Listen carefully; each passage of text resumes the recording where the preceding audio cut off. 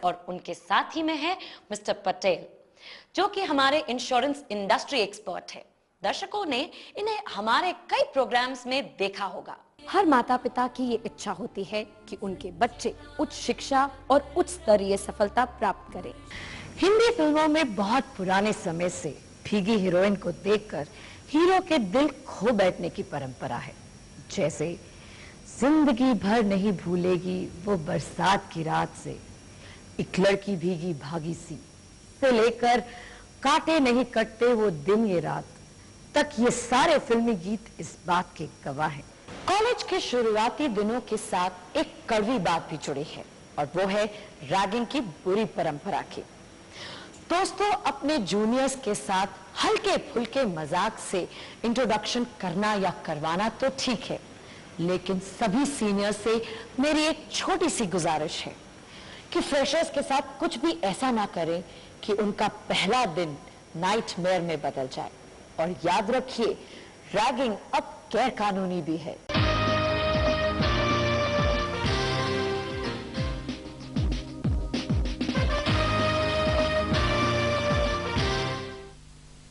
PTC news ਵਿੱਚ ਦੇਸ਼ ਵਿਦੇਸ਼ ਦੇ ਦਰਸ਼ਕਾਂ ਦਾ ਸਵਾਗਤ ਹੈ। ਮੈਂ ਹਾਂ ਤਰਾਨਾ ਸ਼ਰਮਾ ਤੇ ਹੁਣ ਇੱਕ ਨਜ਼ਰ ਅੱਜ ਦੀਆਂ ਖਾਸ ਖਬਰਾਂ ਤੇ।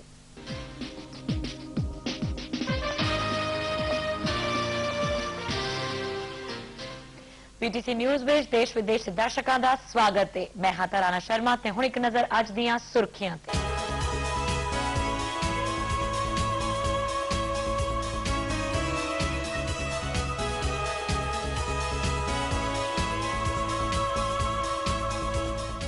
नाजरीन आदाब, मैं हूं तराना, आपकी दोस्त, और एक बार फिर से इस्तकबाल करती हूं आपका प्रोग्राम में जिसका नाम है हकीकत बचपन की। जब कोई बच्चा पैदा होता है तो वाकई में माँ बाप की खुशी का अंदाजा लगाया नहीं जा सकता।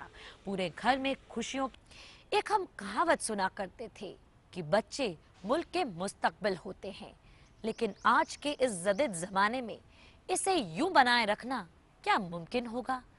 4 में से 3 हिस्से तो मुल्क की हुकूमत पर ही मुक्तसर होते हैं, लेकिन उनमें से एक हिस्सा उनके माँ बाप पर। ये महज एक बयानबाजी नहीं है, ये एक सच्चाई है। जरा सोच, डिसिप्लिन यानी नज्म ज़ब्त, ये नाम सुनने में तो बहुत अच्छा लगता है, लेकिन अमल में लाना बहुत मुश्किल होता है। सबसे पहले तो वालिदैन को खुद डिसिप्लिन में रहना आना चाहिए, तभी तो वो अपने बच्चों को डिसिप्लिन सिखा सकेंगे, नहीं तो उनकी ये कोशिश बेकार जाएगी और उनका हाल भी इस नसीहत की तरह हो जाएगा कि दूसरों को नसीहत और खुद मियाँ फजीहत। फर्ज कीजिए अगर किसी इंसान के जिस्म का कोई हिस्सा खराब हो या काम ना करता हो तो उसकी जिंदगी की लड़ाई कैसी होगी? लड़ाई तो दूर कीजिए, उसकी जिंदगी कैसी होगी? उसकी जिंदगी मुहाल हो जाती है। वाकई में ऐसे लोगों को माजूर या विकलांग कहा जाता है। आइए आज के इस एपिसोड में हम इन्हीं माजूर बच्चों के बारे में जिक्र करते हैं। आइए देख। नाजरीन आदाब, मैं हूं तराना, आपकी दोस्त, और एक बार फिर से इस्तकबाल करती हूं आपका प्रोग्राम हकीकत बचपन की में। जब कभी आपने किसी अंधे इंसान, खासकर अंधे बच्चे को देखा होगा तो आपके जहन में एक सवाल जरूर उठा होगा कि आखिर वो जिंदगी कैसे गुजारता होगा। आंखों से तो लगातार हम देखते हैं, लेकिन वो बदकिस्मत इंसान क्या करता होगा जिसकी आंखें हमेशा के लिए ही बंद हैं। नमस्कार दर्शकों, कार्यक्रम हमारे हुनरमंद दस्तकार में आपका स्वागत है। मैं हूं तराना, आपकी होस्ट, और हम आपके लिए लाए हैं एक ऐसा दिलचस्प कार्यक्रम जिसे देखने के लिए हर इंसान उत्सुक हो उठता है। हम अपने इस प्रोग्राम में हस्तशिल्प के जरिए बनी ऐसी खूबसूरत वस्तुएं दिखाएंगे जिन्हें देखकर आप रोमांचित हो उठेंगे। प्राचीन काल से ही भारत शिल्प कला के क्षेत्र में अपनी एक अलग पहचान बनाए हुए है, क्योंकि भारतीय शिल्पकारों को अपनी परंपरागत कला को बढ़ती आवश्यकताओं के अनुसार ढालने में महारत हासिल है, तभी तो ये विश्व भर में प्रसिद्ध। तो आइए अब हम आपको ले चलते हैं भारतवर्ष के पहाड़ी प्रदेश असम में। यहाँ का प्राकृतिक सौंदर्य अभूतपूर्व है। यहाँ के शिल्पकारों द्वारा निर्मित खूबसूरत कलाकृतियां देखते ही लोग दंग रह जाते हैं। यहाँ के शिल्पकार यूं तो बहुत सी तरह के हस्तशिल्प बनाते हैं, लेकिन उन सभी में बांस से बनाए हस्तशिल्प अति उत्तम है। क्या आप जानते हैं कि आज भी भारतवर्ष में मार्शल आर्ट्स की अपनी एक अलग पहचान है। इसे केरल में खेला जाता है, जहां पर इसे कलरी पयट कहा जाता है। ये एक कठिन और सतत अभ्यास की कला है, जिसे खेलने के लिए बहुत अधिक ताकत और शारीरिक क्षमता का इस्तेमाल करना पड़ता है। हमारे देश के बुनकर ग्रामीण अर्थव्यवस्था में बहुत ही अहम भूमिका निभा रहे हैं। ग्रामीण रोजगार में कृषि के बाद हथकरघा को दूसरा स्थान प्राप्त है। यही कारण है कि हमारे देश में 1 करोड़ से भी ज्यादा परिवारों का रोजगार हथकरघा के हुनर से जुड़ा हुआ है।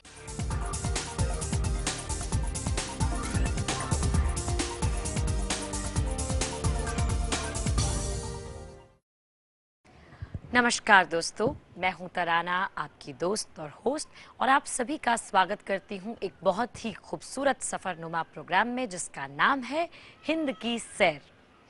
दोस्तों, यूं तो जिंदगी अपने आप में एक सफर है, लेकिन आजकल की आधुनिक तेज रफ्तार की जिंदगी में इतनी मसरूफियतें, इतनी कंपटीशन, इतनी जिम्मेदारियां हैं कि अपने आप के लिए वक्त निकाल पाना वाकई मुश्किल ही नहीं, नामुमकिन है।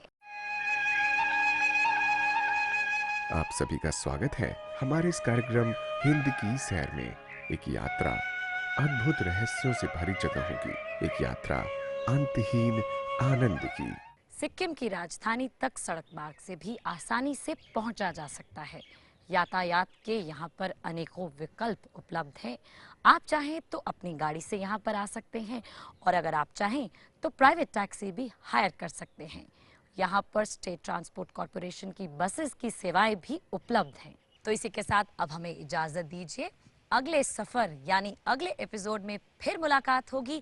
हम आपको ले चलेंगे कुछ और राज्यों की सैर पर, लेकिन वो कौन कौन से राज्य होंगे, इसे देखने के लिए आपको देखना होगा हमारा अगला एपिसोड। तब तक के लिए हमें इजाजत दीजिए। नमस्कार, गुड बाय।